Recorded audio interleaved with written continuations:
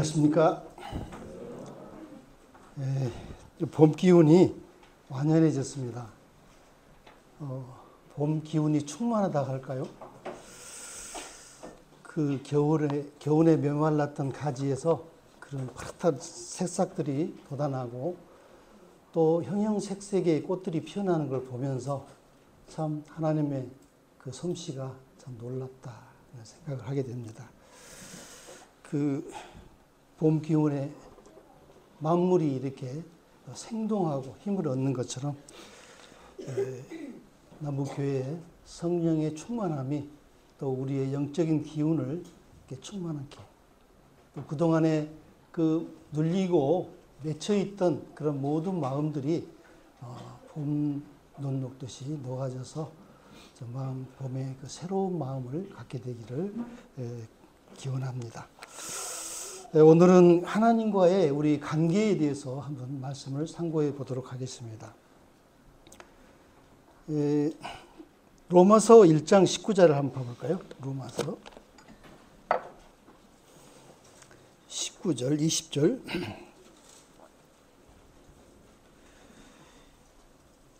이는 하나님을 알만한 것이 그들 속에 보임이라. 하나님께서 이를 그들에게 보이셨느니라.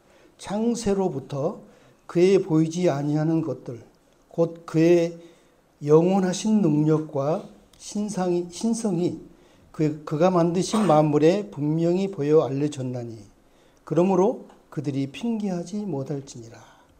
하나님을 알되 하나님을 영화롭게도 아니하며 감사하지도 아니하고 오히려 그 생각이 허망해졌으며 미련한 마음이 어두워졌나니.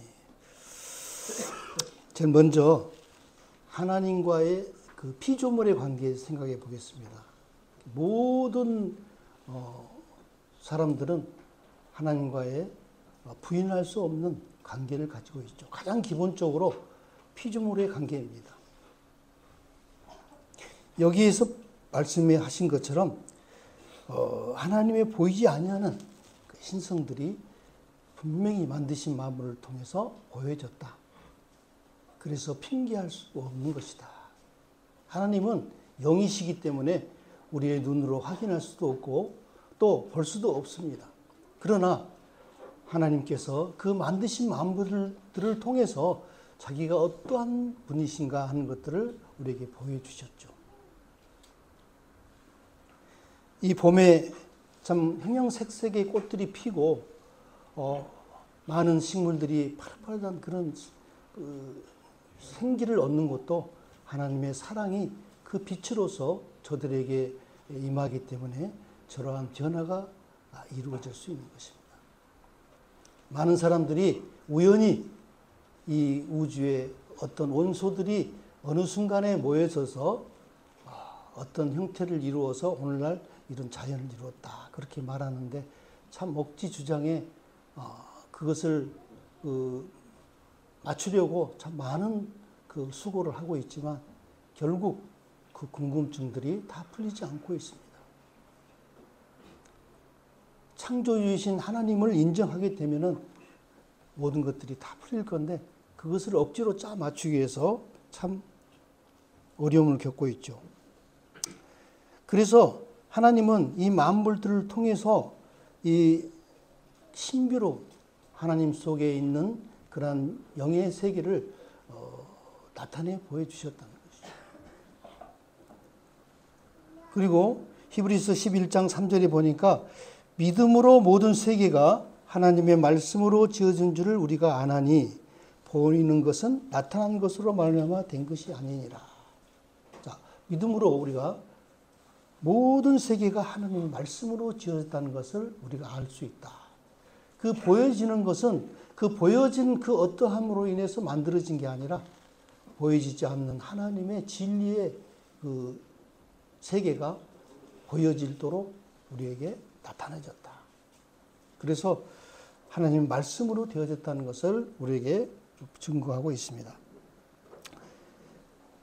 그 사람들이 하나님의 그 창조주이신 하나님을 인정하지 않기 위해서 참 많은 그 이유를 대고 또 많은 어떤 그 다른 데서 조건을 찾으려고 그러는데 하나님께서는 우리에게 분명히 말씀하시기를 이사야서 1장 3절에 보니까 소는 그 임자를 알고 나귀는 그 주인의 부유를 알건만은 내 백성들은 이를 알지 못하는도다. 제가 어느 날 그 유튜브에선가 이런 장면을 보았습니다. 커다란 그 말을 이제 걸음마를 배웠는지 아장아장 걸어가는 아기가 말 고삐에 줄을 잡고 걸어가는데 말이 그저 순종함으로 더벅더벅 그 아기를 따라가더라고요. 아, 이것이 바로 하나님의 정의를 주신 창조의 질서이구나. 그 말 못하는 소나 낙이나 말들도 사람의 어떠함을 그들은 알고 있습니다. 그래서 비록 갓난 어린아이라 할지라도 순종해서 따라가는 그 모습을 저는 보았습니다. 우리가 하나님의 형상과 모양을 따라 만들어졌는데 그 하나님을 대적하는 그 죄의 유전자를 선악과로부터 받아가지고 이 창조의 질서를 깨뜨렸습니다. 그래서 모든 것들이 다 질서대로 존재하지 않고 그것을 역행해서 되어지는 모습을 우리가 볼 수 있죠. 유득한 우리 인간만이 창조주 주인 되신 하나님을 알아보지 못하고 또 알만한 것을 저희 마음속에 주셨다고 그랬는데 그것을 애써 부인한다고 그래요. 그래서 그 마음이 허망해져서 미련해졌다. 그래서 이 만물을 통해서 분명히 보여주셨는데 그것들을 알지 못한다고 이렇게 말하고 있습니다. 짐승만 못하다는 말을 우리가 듣죠. 짐승만 못하다. 어떤 행동을 보고 저 사람 참 짐승만 또 못하네. 이런 말들을 하는데 그 말이 틀린 말은 아닙니다. 어떤 행동에 의해서만 그런 게 아니고 우리 인간의 삶 자체가 짐승만 못합니다. 짐승들도 우리 사람들의 위격을 알고 순종하고 따르는데 우리 인간은 하나님을 따르지 않고 부인하고 대적하는 그러한 삶을 살고 있잖아요. 그 자체가 바로 짐승만 못하다는 말을 들을 수밖에 없어요. 또 예레미야 2장 13절에 보니까요. 내 백성이 두 가지 악을 행했다. 첫째는 곧 그들이 생수에 근원되는 나를 버린 것과 또 스스로 웅덩이를 팠다. 그렇지만 그 웅덩이는 물을 저축치 못할 터진 웅덩이다. 이렇게 예레미야가 말했습니다. 우리 인간은 육체적으로도 물이 필요합니다. 모든 그 생물들은 물이 필요하죠. 그런데 우리 인간만이 유득히 우리의 영혼이 있다는 것이죠. 그 영혼의 속 사람도 이 생수가 필요합니다. 그런데 하나님을 버렸기 때문에 그 생수를 얻을 수 없잖아요. 그래서 사람들은 웅덩이를 파게 됩니다. 거기에서 우리 영혼의 갈증을 해소하기 위한 많은 것들을 찾습니다. 그러나 그 웅덩이는 터진 웅덩이고 결코 우리 영혼의 가람을 채워줄 수 없기 때문에 끊임없이 사람들은 그 영혼의 갈증을 채우기 위해서 참 온 생애를 다 투자하죠. 그래서 심지어는 우리 인간의 그 쾌락을 주는 최상의 그 마약, 거기에까지 이르러도 결코 인간은 만족할 수 없습니다. 그래서 스스로 멸망해 가는 것이죠. 하나님께 돌아와야, 하나님 안에 거해야 이 생수가 우리에게 주어지고 목마름이 해결된다는 것입니다. 그래서 이 물고기가 물 없이는 살 수 없듯이 우리가 하나님을 떠나서는 결코 우리의 영혼을 갈증을 채워줄 수 있는 그 어떤 것도 존재하지 않다는 것을 분명히 알아야 될 것입니다. 그래서 우리는 기본적으로 하나님과 우리의 관계, 이 피조물이라는 사실을, 우리의 주인이 하나님이라는 사실을 인정하고 거기서부터 새로운 시작이 되어지는 것입니다. 두 번째는 하나님과의 백성의 관계를 한번 생각해 보겠습니다. 하나님의 백성, 신명기 7장을 보겠습니다.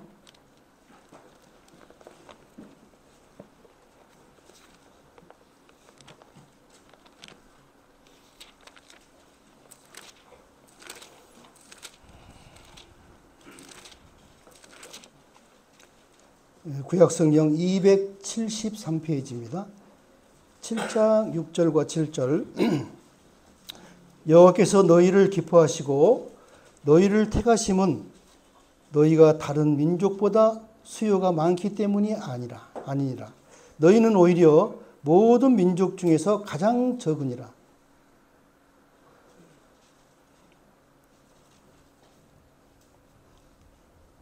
6절 읽겠습니다. 너는 여호와 네 하나님의 성민이라. 네 하나님인 여호와께서 지상 만민 중에서 너를 자기의 기업의 백성으로 택하셨나니. 여기 보니까 이스라엘을 향해서 하나님께서 너는 하나님의 성민으로 내가 택했다. 하나님의 택한 백성으로서 너를 세우겠다. 이렇게 말씀하셨습니다. 자, 모든 민족들이 하나님을 부인하고 믿지 않기 때문에 하나님은 자기 택한 백성들을 세우셔서 그 백성들을 통해서 생존하신 하나님을 보여주기를 원하셨고, 창조주의 주가 되시는 그 하나님으로서의 그 분명한 사실을 보여주기를 원했습니다. 그것도 모든 민족 중에서 가장 적은 민족 이스라엘을 택하신 것이죠. 그래서 이제 이스라엘 민족들은 하나님의 택한 백성으로서 하나님을 섬길 수 있는 그 특권을, 은혜를 얻은 것이죠. 그 백성들을 다스리기 위해서 하나님은 이 법을 정하셨습니다. 그 법은 굉장히 엄한 법이었는데 그게 바로 율법이죠. 그 율법을 통해서 하나님은 백성들을 다스리신 것입니다. 또 이 하나님의 백성들인 그 이스라엘에게 하나님 말씀하시기를 하나님의 말씀을 맡은 자가 됐다. 하나님의 말씀을 맡은 자라는 것은 어떤 뜻을 가지고 있을까요? 하나님의 말씀을 그들이 가졌기 때문에 이제 책임이 있는 것이죠. 이 말씀을 순종해서 창조주의 하나님의 존재를 분명하게 세상에 알려지고, 또 그 창조주 하나님이 그 백성들을 다스리면서 하나님의 그 능력과 또 역사를 만민들에게 보여주기를 원하셨습니다. 그래서 이 말씀이 헛되지 않게 그들은 이 말씀을 순종해서 하나님의 뜻을 이루고 하나님의 영화로우심을 나타내 보이는 그런 책임을 가지고 있었죠. 그들이 하나님의 이 말씀에 잘 듣고 순종했을 때는 다윗과 솔로몬처럼 아주 그 강대한 나라를 이룰 수 있었습니다. 하나님이 그들을 축복하시고 그들을 지켜주셨기 때문에 뭇 백성들이 이 이스라엘을 두려워할 정도로 강대해졌습니다. 반대로 하나님 말씀에 불순종하고 하나님 말씀을 듣지 않고 자기들의 마음 욕심대로 행했을 때는 오히려 주변 나라들에게 지배를 받고 비참한 생활을 하게 됐죠. 우리는 구약 성경에서 이러한 모습들을 분명하게 보게 됩니다. 그리고 이스라엘의 두 번째는 이 땅에서의 축복을 약속받았어요. 그래서 이스라엘은 앞으로 다가오는 그 천년 왕국이 그들은 굉장히 기다려주고, 이 메시아가 왕이 돼서 온 민족들을, 온 세상을 다스리는 그 때를 기다리고 있습니다.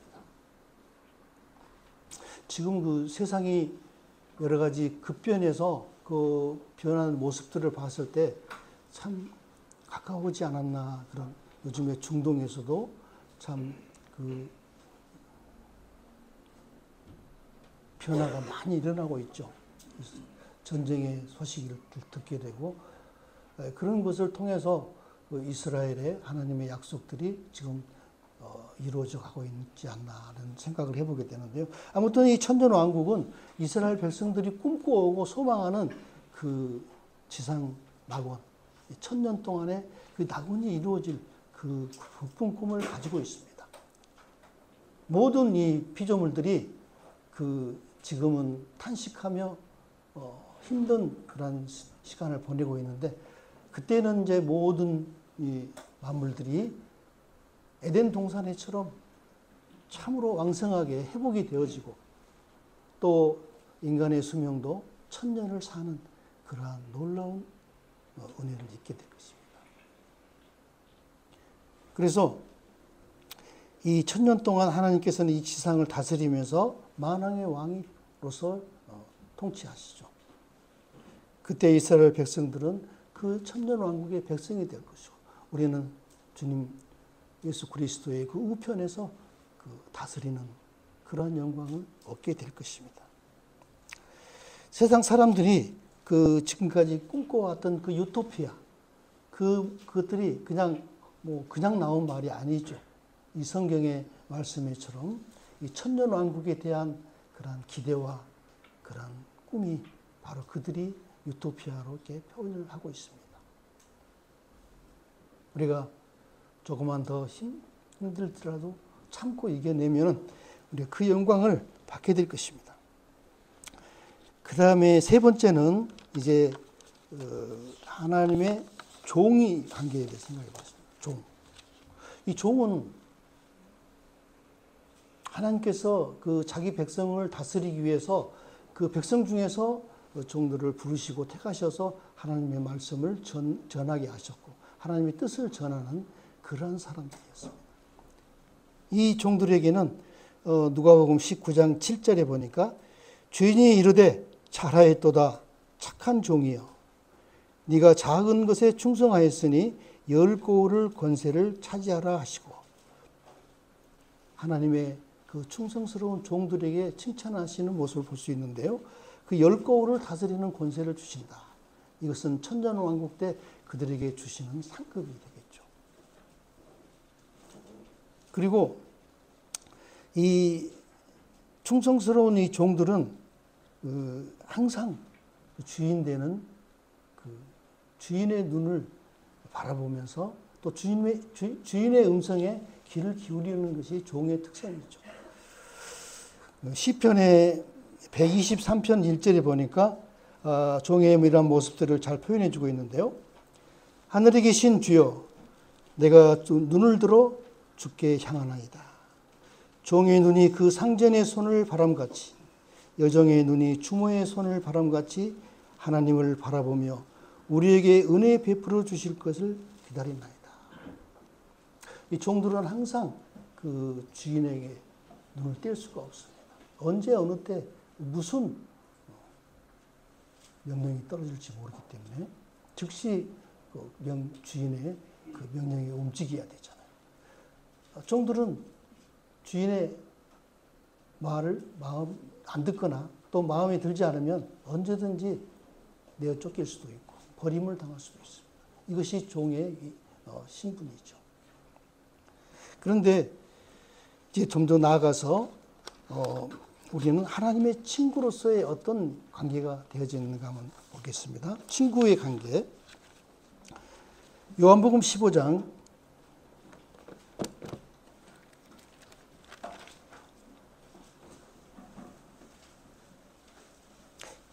11절부터 15절까지 읽겠습니다.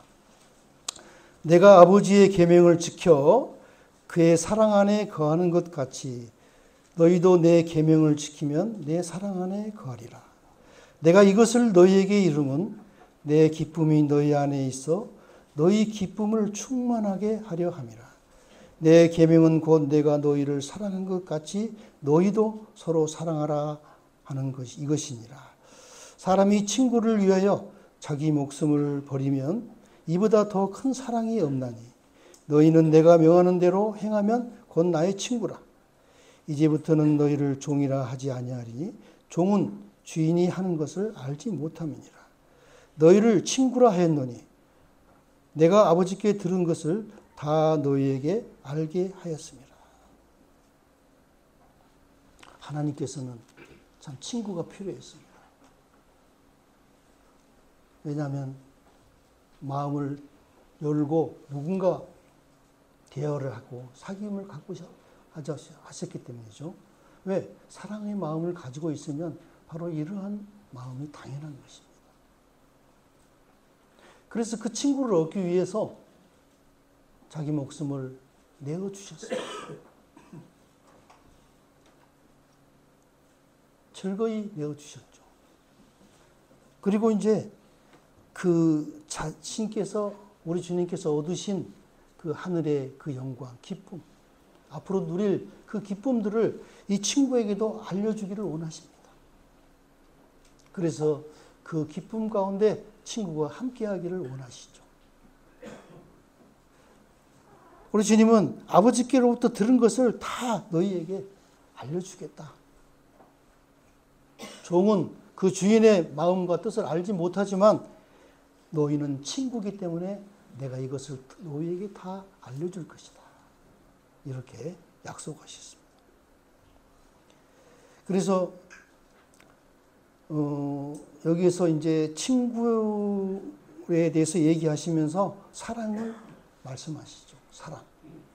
우리가 흔히 사랑하면 남녀 간에 나누는 그 이성의 사랑을 먼저 생각하는데 하나님의 사랑은 그보다도 차원이 높습니다. 때로는 그 부모가 자식에게 주는 애틋한 사랑으로 주시기도 하고 또 친구에게 주는 변함없는 우정과 깊은 그 사랑의 관계를 우리에게 주시기도 하죠. 때로는 여인처럼 우리에게 사랑을 고백하기도 합니다. 그래서 이 사랑은 더 폭이 넓고 차원이 높은 그 사랑으로 우리가 알아야 되는 것이죠. 이 친구에 대해서 언어를 보니까, 언어로 된 그 뜻을 보니까 필로이라는 그 언어의 말이 있는데 여기에 뜻은 심히 사랑하는 사람, 그리고 상당히 친밀하고 깊은 애정을 품고 있으며 매우 아끼는 사람. 이 친구에 대한 그 뜻이 굉장히 깊죠. 이런 친구가 있으면 참 좋겠죠. 우리 주님께서도 이런 친구를 얻기를 원하십니다. 그래서 이 기쁨을 함께 나누기를 원하시는데 성경의 구약 성경에 보면은 하나님의 친구를 우리가 볼 수가 있어요. 먼저 아브라함을 이렇게 보겠습니다.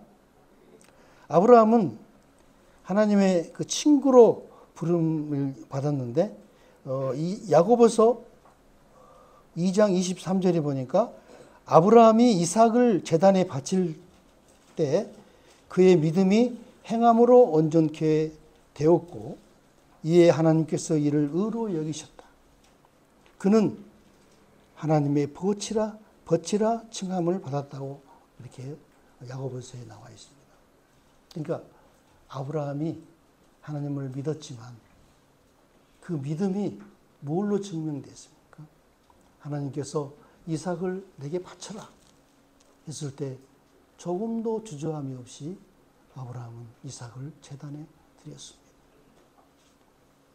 비록 하나님이 마지막 순간에 아브라함을 제지하시고 그 마음을 받으셔서 그를 나의 버치라 이렇게 표현하셨는데 버치라는 것은 무엇보다도 신뢰, 믿음이 중요하잖아요. 친구를 믿는 것.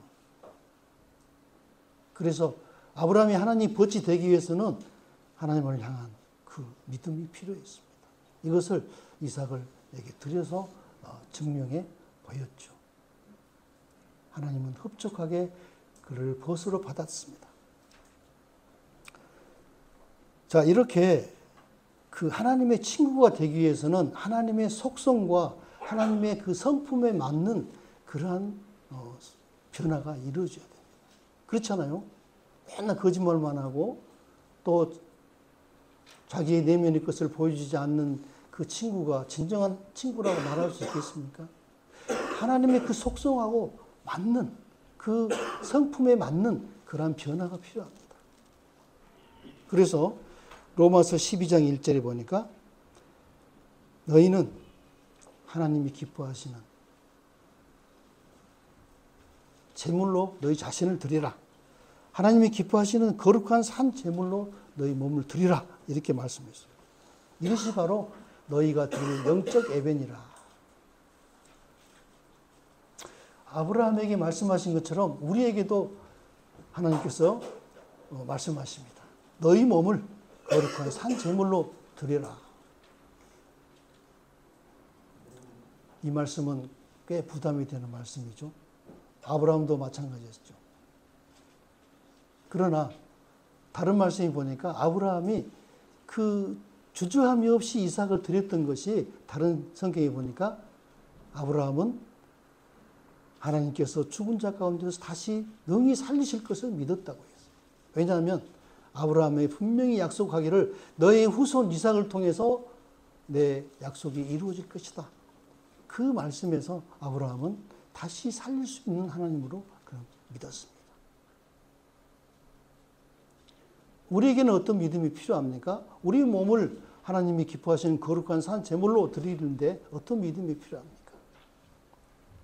우리는 이미 그리스도와 함께 십자가에서 내 애성품, 애자아의 성품이 그 선악과를 통해서 우리에게 전해진 그 유전자의 옛사람이 죽었다는 사실을 우리는 믿어야 됩니다.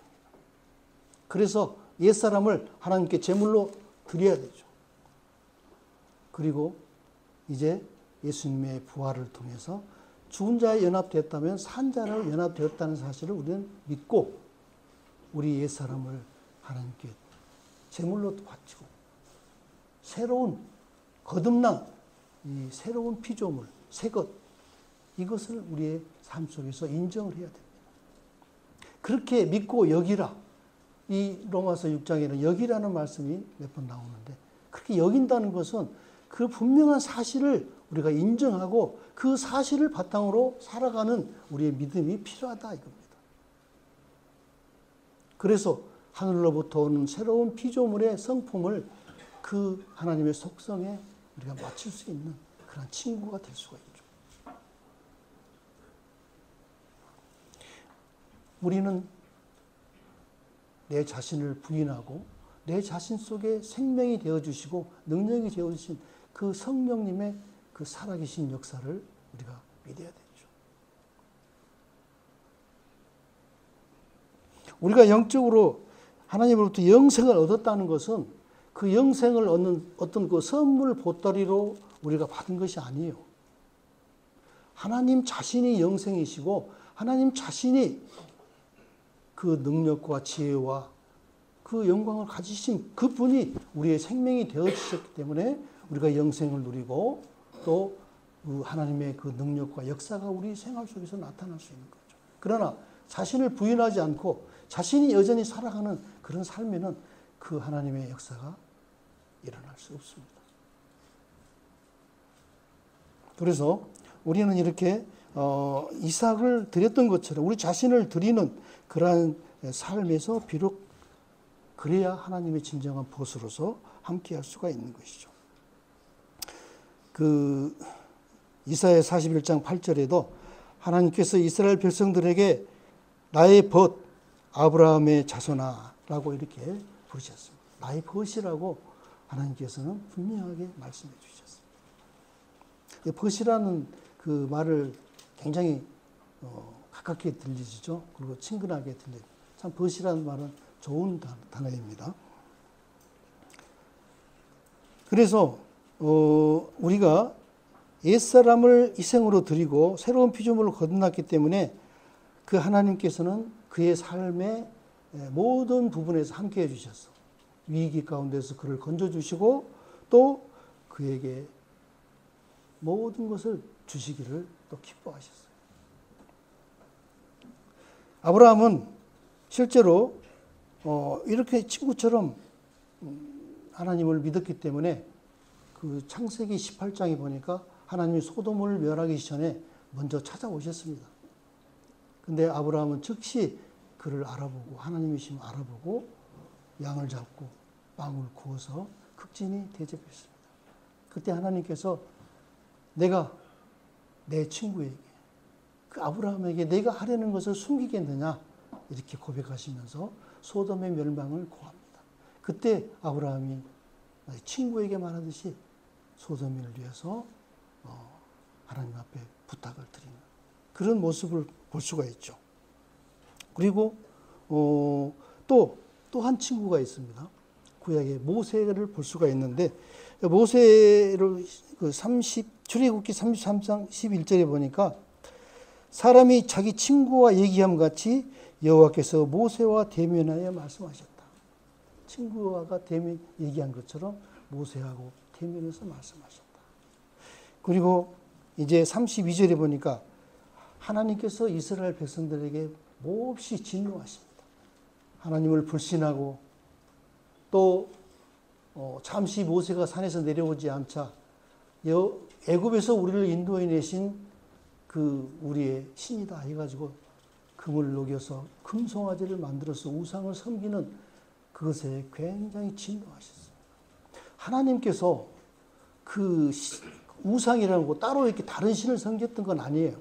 하나님의 어떤 보여지는 하나님을 그들이 섬기기 위해서 그 금송아지를 만들었죠. 그럴지라도 하나님이 극히 대노하신 것은 왜겠습니까? 하나님은 생존하신 하나님으로서 그들 가운데서 분명하게 살아계셔서 함께 하시기를 원하셨기 때문에 대신 금송아지를 나 대신 섬기는 거, 또 내가 비록 보이지 않다고 해서 이 금송아지 보고 하나님이라고 이렇게 하는 그런 걸 결코 용납할 수 없습니다. 하나님께서는 자기 백성들과 함께 거하셔서 친히 그들을 살피시고 그들을 인도하시고 또 그들을 지켜주기를 원하셨기 때문이죠. 그러한 그 하나님의 그 대노하시는 모습을 보고 모세는 굉장히 안타까운 마음으로 하나님 앞에 대언의 그러한 기도를 하죠. 하나님께서 애굽 가운데서 고통받던 그 백성들을 구하셔서 이곳 가나안으로 인도하시는 과정이 아닙니까? 근데 하나님이 이 민족들을, 이 백성들을 이 광야에서 멸하시면은 많은 주변 민족들이 그것을 어떻게 생각하겠습니까? 여호와가 저들을 인도할 능력이 없어서 광야에서 멸망을 시켰다고 그렇게 생각하지 않겠습니까? 정말 친구로서 하나님 앞에 그렇게 말씀드렸습니다. 그 말에 하나님은 그 진노의 마음이 참 눈 녹듯이 녹았죠. 그래서 마음을 돌이키셨습니다. 이렇듯 그 하나님의 친구로서의 그러한 참 아름다운 그 관계를 우리가 볼 수가 있는데요. 하나님께서 정말 진정한 친구를 찾으십니다. 우리 중에서도 이러한 친구를 찾고 계셔요. 로마서 11장 33절에 깊도다 하나님의 지혜와 지식에 부여하며 그의 판단은 헤아리지 못할 것이며 그의 길은 찾지 못하리로다. 34절 누가 주의 마음을 알았느냐? 누가 그의 모사가 되었느냐? 어떻게 하나님의 깊은 지혜와 그 지식의 부여함을 알 수 있겠냐? 그래서 하나님의 마음을 누가 알겠느냐? 그래 그 마음을 헤아려서 정말 진정한 모사가 되어줄 사람이 누구겠느냐? 하나님의 나라에는 이러한 진정한 친구이고 모사인 그런 사람이 필요합니다.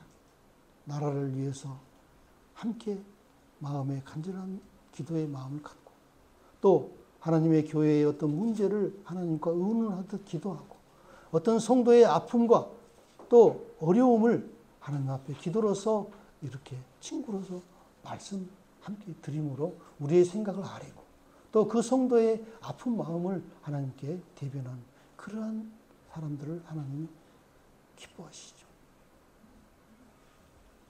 우리 남북교회 안에서도 이런 친구처럼 하나님 앞에 설 수 있는 그러한 사람이 있었으면 좋겠습니다. 그 다음에 자녀관계입니다. 자녀관계는 로마서 8장 14절 이렇게 보겠습니다.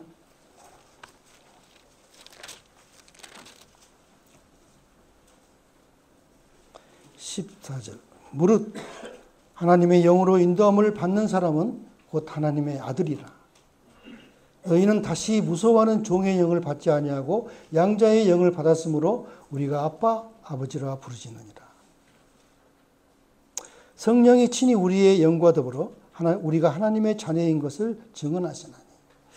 저는 이 말씀을 이렇게 묵상하면서 그 아빠라는 단어가 참 가슴에 쫙 비춰지더라고요. 아빠.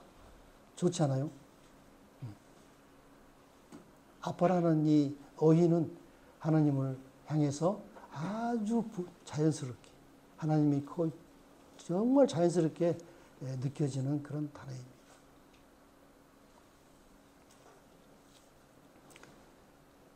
그래서 여기서 특별히 이렇게 아빠, 아버지라 부르짖느니라 이렇게 표현했는데, 참 우리가 아빠, 하나님을 이렇게 참 자연스럽게 부를 수 있다는 건 정말 큰 은혜를 입은 거죠.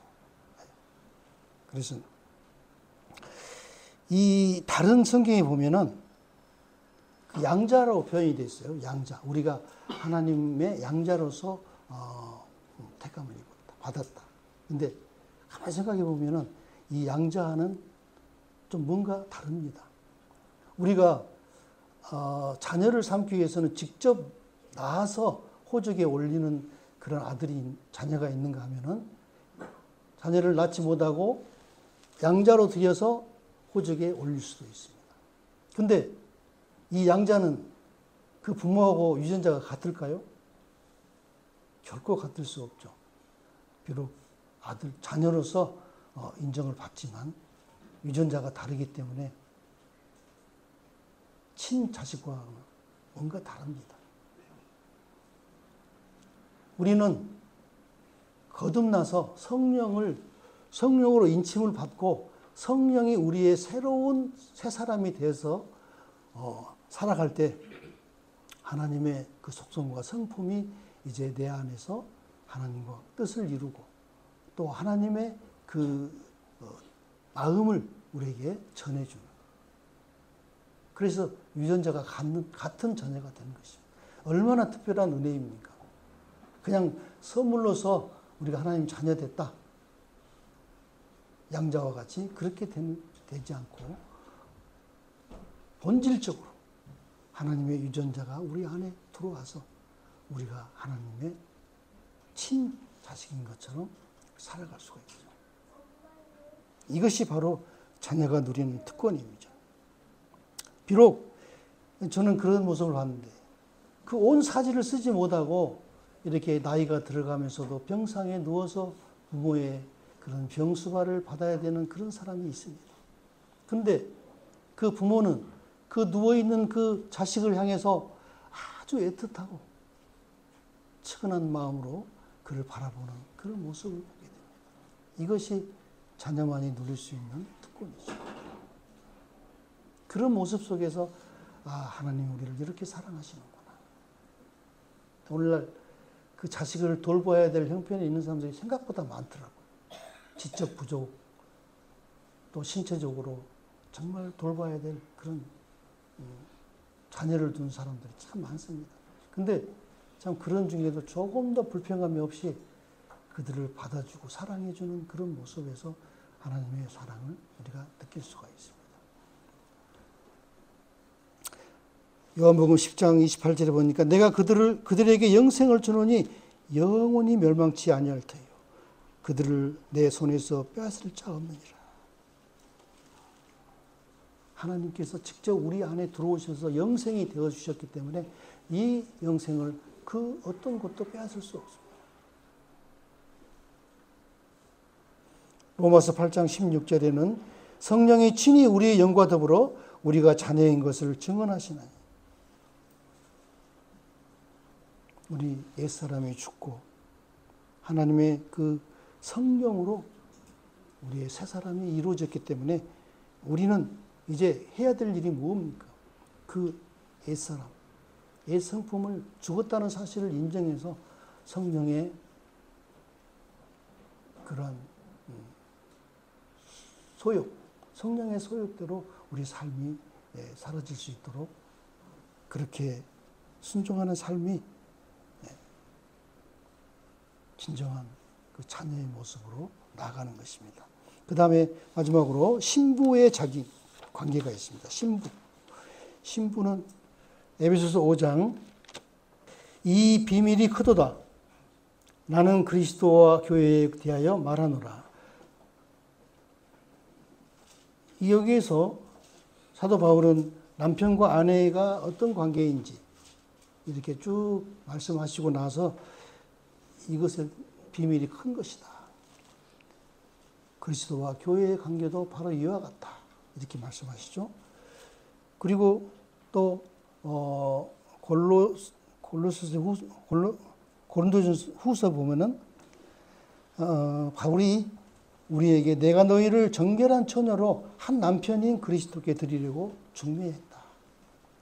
그런 말씀이 나오는데 우리는 이제 그리스도를 우리의 남편으로 신부로서 모실 수 있는 특권을 얻었습니다. 그래서 하나님께서 이 비밀이 크다.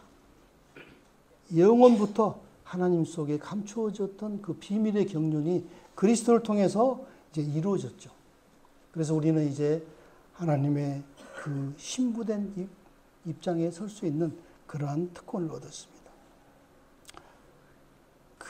이러한 비밀은 에덴 동산에서부터 계속 이스라엘 백성들에게 하나님이 그림자로 보여주셨어요. 아담이 잠들었을 때 그 갈비뼈를 취하셔서 이렇게 하와를 만드신 것. 그걸 통해서 하나님은 그 하나님의 영적인 그리스도를 통해서 이루어질 비밀을 우리에게 보여주셨죠. 그리고 이러한 관계 속에서 하나님이 우리를 향해서 그 품은 사랑을 또 많이 이렇게 표현해 주셨는데요. 특별히 그 솔로몬의 그 고백, 아가서를 통해서 이렇게 아주 좀 세부적으로 적극적으로 이렇게 표현해 주셨는데 그 솔로몬이 그 검은 피부의 여인, 술람미 여인을 참 사랑했죠.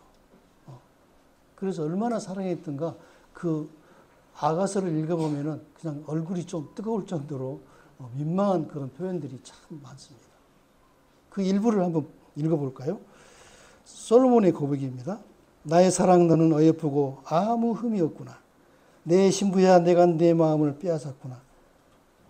네 눈으로 한 번 보는 것과 네 목에 구슬 한 개미는 내 마음을 빼앗았구나.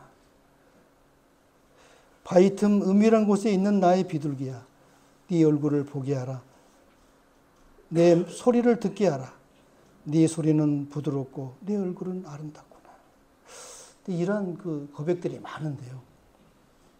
자매님들 혹시 이러한 그 표현의 고백을 형제님들에게 편지로 받아본 적 있습니까? 참 행복하겠죠. 하나님께서 이 솔로몬의 마음을 불타게 해가지고 이 술람미 여인에게 이러한 고백을 하게 했습니다.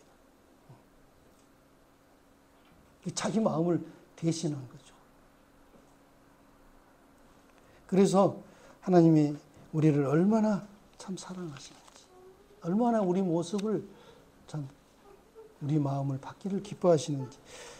여기 이런 표현은 스바냐서 3장 17절에도 나와 있죠. 너의 하나님 여호와가 너희 가운데 계시니 그는 구원을 베푸실 전능자시라. 그가 너로 인하여 기쁨을 이기지 못하여 하시며 너를 잠잠히 사랑하시며 너로 말미암아 즐거이 부르며 기뻐하시리라. 참 솔로몬의 고백 못지않게 하나님께서 우리에게 이런 고백을 하고 있습니다. 즐거이 부르며 기뻐하시고 또 잠잠히 우리를 바라보시고 사랑을 고백합니다. 신부된 위치에 있는 우리를 향해서 하나님은 이러한 사랑을 가지고 계신 것을 알 수가 있습니다. 그런데 우리 한몸된 신부가 갖춰야 될 게 있습니다. 그건 뭐냐면 시편 45편 9절에 보니까 네 백성과 아비 집을 잊어버려라. 그러면 왕의 사랑을 받게 될 것이다. 우리가 천상에서 그리스도의 신부로서 아주 성대한 혼인의식을 지금 준비하고 있는데요. 많은 천군 천사들이 여기에 굉장한 관심을 가질 것입니다. 그 결혼식의 꽃은 신부잖아요. 그 면사포를 쓰고 신랑 옆에 있는 그 신부에 많은 사람들이 박수를 보내고 환호합니다.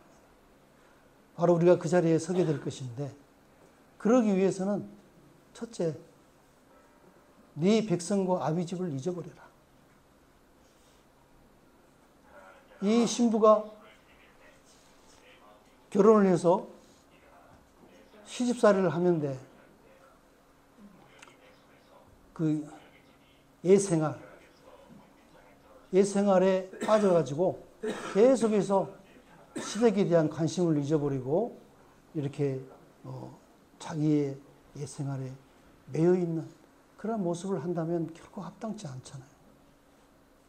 시댁 식구들의 생일과 또 여러 가지 형편과 이런 것에 함께 한 마음으로 동참해야 되는데, 그러한 생활에서 네 백성과 아비집을 잊어버려라, 이렇게 권면하고 있습니다. 그 다음에 두 번째는 이 신부가 이제 결혼식을 앞에 두고 준비할 게 있습니다.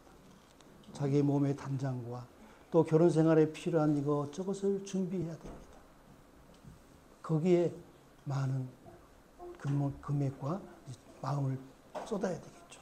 그런데 전혀 준비하지 않고 이 땅에서 우리가 집을 짓고 우리 창고에 그 필요한 것을 채우고 또 내일을 위해서 필요한 것을 구하고 이런 데에만 온 정신이 팔려 있다면 그 신부는 합당한 신부가 아니죠. 우리가 살아야 될 그 영원한 나라에서 우리가 어떤 삶을 살 것인가를 생각하고 그것을 깊이 또 생각하면서 내 자신이 준비되어져야 되고 또 그때에 필요한 것들을 구하는 그러한 지혜로운 삶이 필요합니다. 이 다섯 처녀처럼 그 신랑을 기다리는 다섯 처녀가 기름이 준비가 되지 않아가지고 당황하면서 그 신랑을 제대로 맞이할 수 없는 참 부끄러운 그런 시간이 되었던 것처럼 우리들도 그래서는 안 되겠죠. 그래서 하나님의 나라와 의를 먼저 구해야 하는 그럴 필요가 있습니다. 지금은 하나님께서 이 하나님의 나라와 의를 세우는데 온 마음과 뜻을 다하고 있는데 우리는 우리 생각과 마음들이 아비집과 백성의 그 삶에 매여 있다면 전혀 신부로서 맞지 않는 그런 삶이 될 것입니다. 그리고 우리는 이러한 다가오는 우리에게 주어지는 그 축복되고 영화로운 삶을 소망하고 기대하는 그런 믿음이 필요하겠죠. 자, 이렇게 하나님과의 관계에서 피조물의 관계, 종의 관계, 백성의 관계, 그리고 친구와 자녀와 신부된 관계를 우리가 하나님과 함께 살고 있습니다. 그래서 이 관계는 여러 가지 그 믿음의 분량과 형편에 따라서 하나님이 다르게 우리를 부르시고 또 우리도 그 다른 관계로서 하나님과의 그 관계를 맺고 있지만은 아무튼 자녀와 친구와 신부의 관계는 거듭난 우리에게 참 소중한 그런 관계입니다.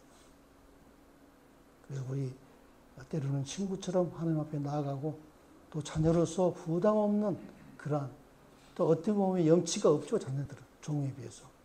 염치가 없더라도 하나님 앞에 참으로 자연스럽게 자기 자신을 내보일 수 있는 그러한 친밀한 마음을 가지시고 때로는 신부로서 신랑의 격에 맞게 신랑이 하고 있는 그 일에 관심을 갖고 신랑이 앞으로 계획하고 구상하는 것에 우리가 도움이 되어줄 수 있는 그런 신부가 되어야겠다 그런 생각을 해보게 됩니다.